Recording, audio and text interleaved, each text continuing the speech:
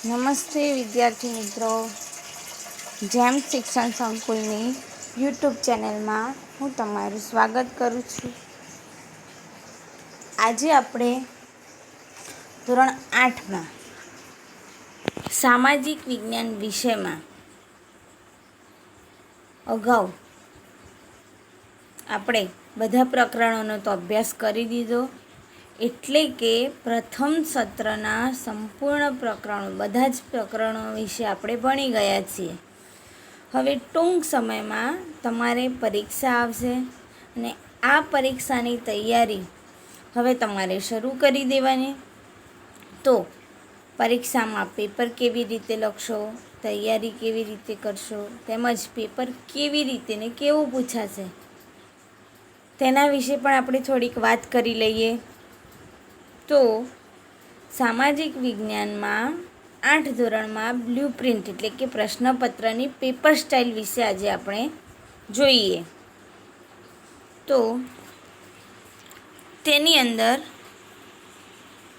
હેતુલક્ષી પ્રશ્નો એટલે કે 30% એટલે કે 24 ગુણના પ્રશ્નો હશે. ટૂંકમાં તમારું સંપૂર્ણ પેપર એટલે કે આખું પેપર 80 માર્ક્સનું આવશે. હવે આ 80 માર્ક્સમાંથી પ્રશ્ન નંબર 1 કે જે હશે, નીચેના દરેક પ્રશ્નના ઉત્તર માટે આપેલા વિકલ્પોમાંથી સાચો વિકલ્પ શોધીને લખો.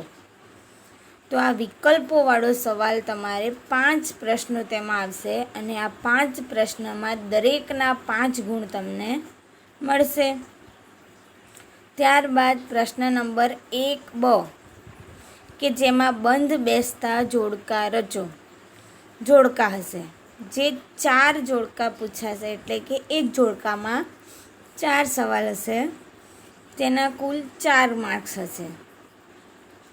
ત્યારબાદ હશે પ્રશ્ન નંબર 2 જેમાં યોગ્ય શબ્દો વડે નીચેની વિધાનોની ખાલી જગ્યા પૂરો.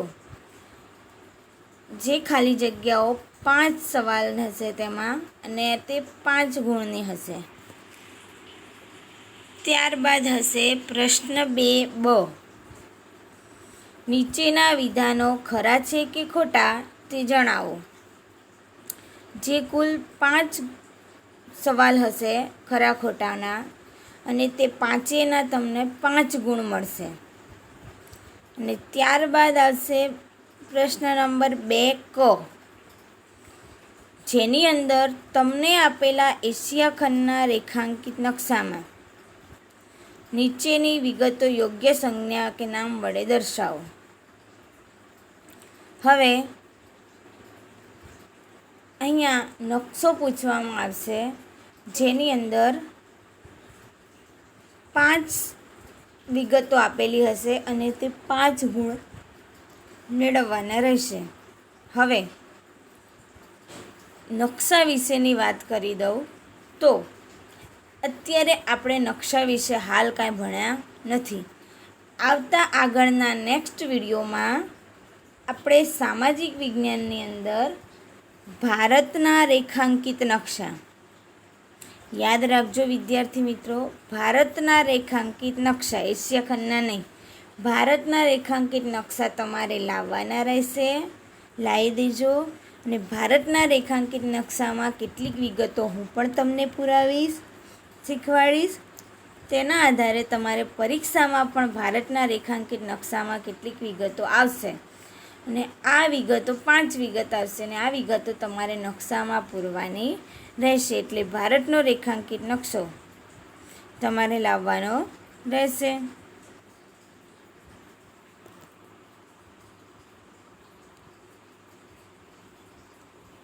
ત્યારબાદ આવશે પ્રશ્ન 3 નીચેના પ્રશ્નોના 2-3 વાક્યમાં જવાબ લખો.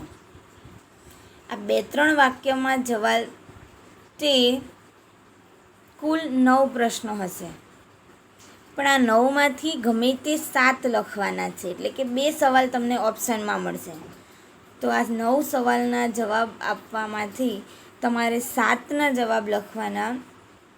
એમાં જે તમને સારી રીતે યોગ્ય આવડતા હોય તે સવાલ 7 તમારે સવાલના જવાબ પહેલાં લખવાના રહેશે અને આ 7 સવાલના જવાબના માર્ક્સ મળશે તમને 14 ગુણ. ત્યારબાદ પ્રશ્ન 3 બ, શબ્દોની સમજ આપો. ગમે તે 3 એટલે કે 4 શબ્દો આપેલા હશે એવા, જેવા કે પર્યાવરણ, પ્રદૂષણ, લોકશાહી જેવા, અને શબ્દ વિશેની સમજૂતી આપવાની, એટલે કે એની વ્યાખ્યા અને બીજી 2-3 લીટી તેના વિશે લખવાની. જે તમારે 4 સવાલ તેવા લખવાના, 4 હશે, 4માંથી 3 લખવાના, એક ઓપ્શનમાં હશે અને તેના માર્ક્સ મળશે 6, એટલે કે 2 ગુણનું. ત્યારબાદ પ્રશ્ન નંબર 4, કારણો આપી વિધાનો પૂરા કરો. જેમાં કારણો આપેલા હશે અને કારણોના વિધાન પૂરા કરવાના. જેવા કુલ 5 કારણો હશે, 5માંથી એક ઓપ્શનમાં કાઢતા તમારે 4 કારણો લખવાના રહેશે, જેના ટોટલ માર્ક્સ મળશે 12 ગુણ. ત્યારબાદ મોટા સવાલ જવાબ, એટલે કે નિબંધલક્ષી સવાલ જવાબ, કે જે પ્રશ્ન 5 અ, નીચેના પ્રશ્નોના ઉત્તર મુદ્દાસર લખો. ગમે તે 4, એટલે કે 5 સવાલ આપેલા હશે મોટા મોટા. આ 5માંથી તમારે કોઈ પણ 4 જવાબ લખવાના રહેશે અને 4ના માર્ક્સ મળશે 16, એટલે કે દરેક સવાલ 4 માર્ક્સનો રહેશે. ત્યારબાદ પ્રશ્ન 5 બ, જેમાં ટૂંક નોંધ લખો. જેમાં ગમે તે 2 ટૂંક નોંધ લખવાની રહેશે. 3 ટૂંક નોંધ આપવામાં આવી હશે, 3માંથી એક ઓપ્શનમાં કાઢી 2 લખવાની અને 2ના માર્ક્સ રહેશે 8. આમ ટોટલ તમારે 80 માર્ક્સનું પેપર લખવાનું રહેશે. તો આ પરીક્ષાની એ રીતે તમે તૈયારી કરતા રહેજો. અને હા, વિકલ્પો, ખાલી જગ્યામાં સવાલ જવાબ લખવાના, જોડકામાં લખવાના, પરંતુ વિકલ્પો છે તેમજ આ નાના આ સવાલોના નામ છે તેની અંદર તમારે કોઈ સૂચના એટલે કે સવાલ લખવાના નથી. Thank you.